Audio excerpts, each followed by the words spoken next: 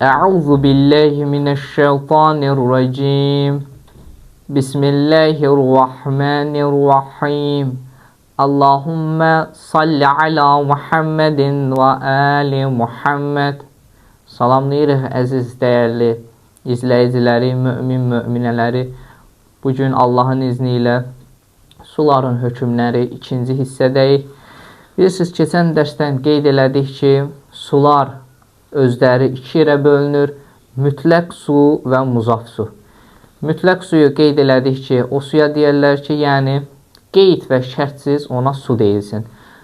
Adi sular kimi. Muzaf su, o suya deyərdilər ki, qarışıq, yəni gülab olsun, palçıqla qarışmış su olsun, meyvə şirəsi olsun və s. Ona deyərlər qarışıq su.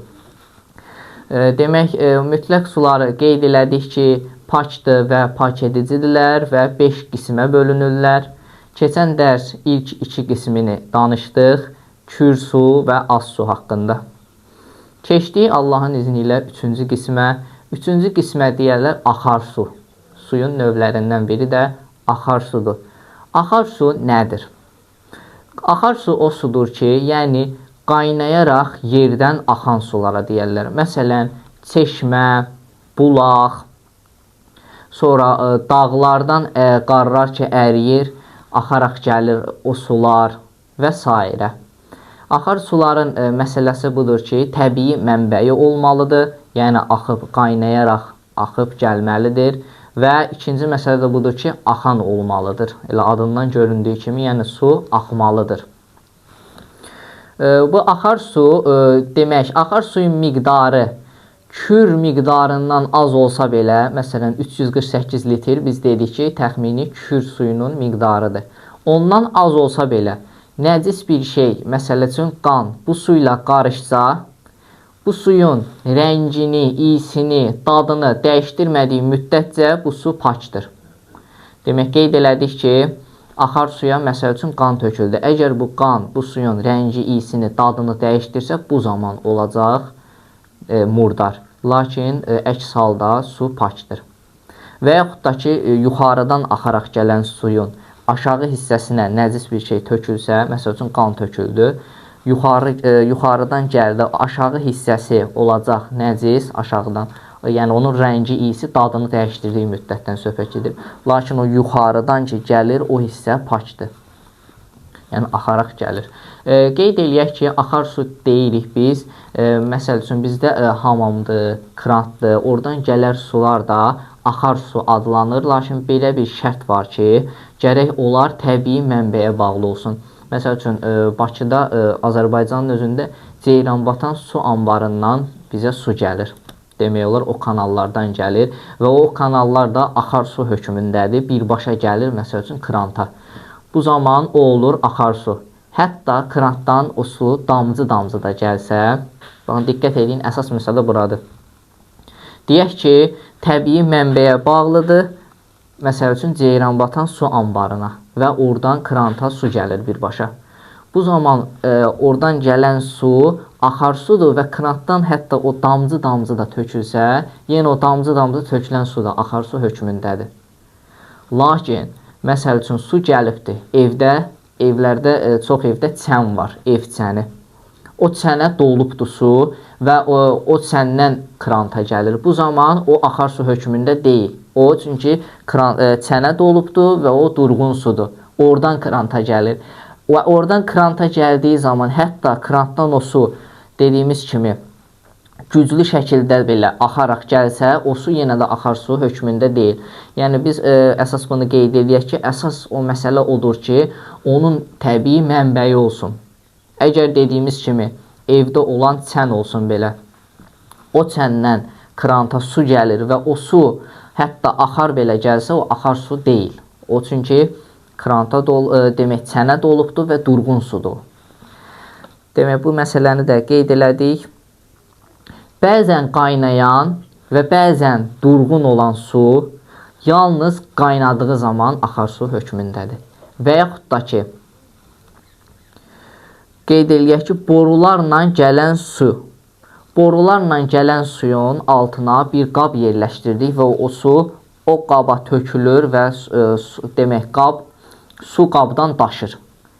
Bu zaman həmin o qabdakı su ki var, o axarsu hökmündədir. Yəni ona bir qan düşsə, o qan o suyu nəcis eləməz.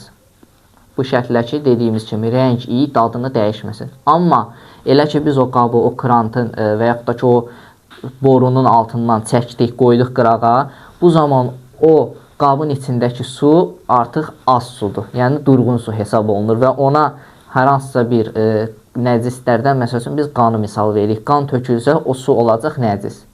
Amma dediyimiz kimi o borulardan gələn suyun altında qalsa və məsəl üçün çoxlu şəkildə dediyimiz kimi də axsa, daşsa, bu zaman o axarsu hökmündədir.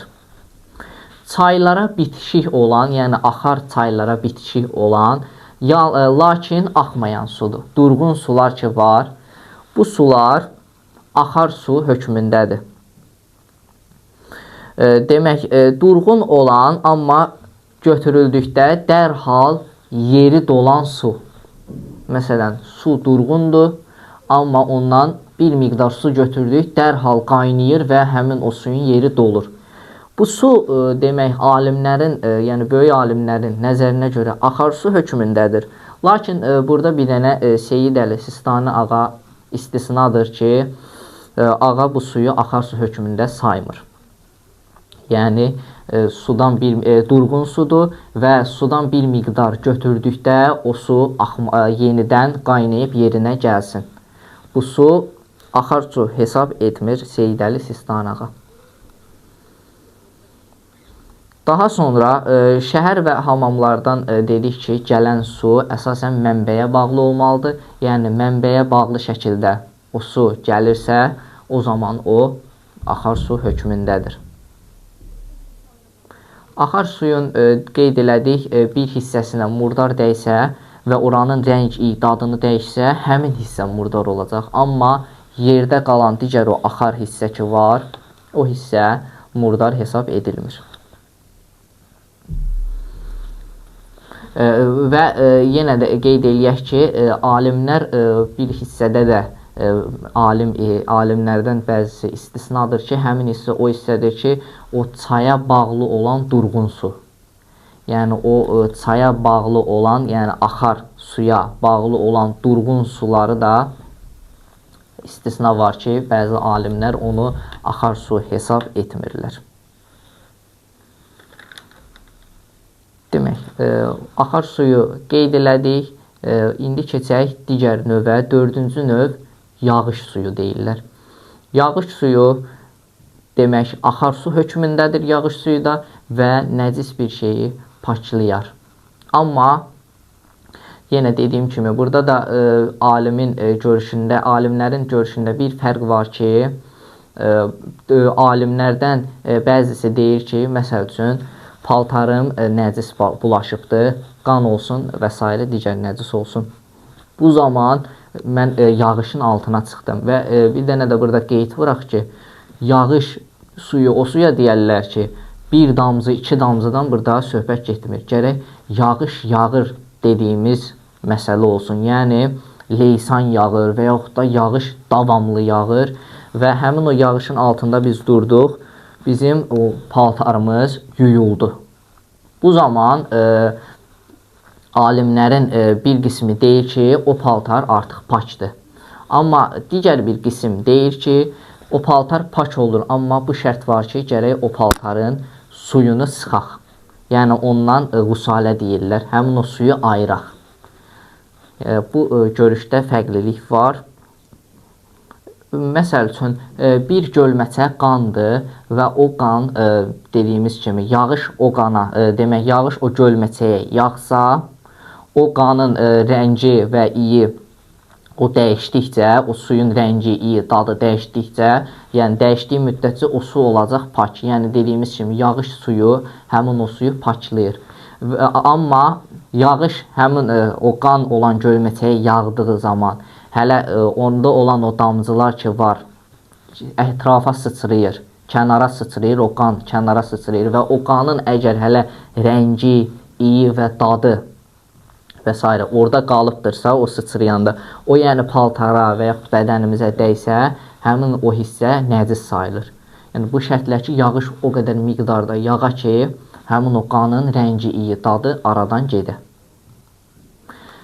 Digər bir məsələ, evin tavanında bir məsəl üçün murdar bir şey var və yağış həmin o nəcisə dəyərək tökülür, navalça deyirlər, oradan axaraq gəlir. Bu zaman əsas məsələ budur ki, yağış yağdığı müddətcə həmin oradan gələn su pakdır, yəni ona dəyərək gələn su, yağış yağdığı müddətcə. Amma yağış ki dayandı və biz bildik ki, oradan axaraq gələn su həmin o nəcasətə dəyərək gəlirsə, o zaman o sudan çəkinməliyik və o su nəcis hesab edilir. Yəni orada əsas məsələ odur ki, yağış yağdığı zamandan söhbət gedir.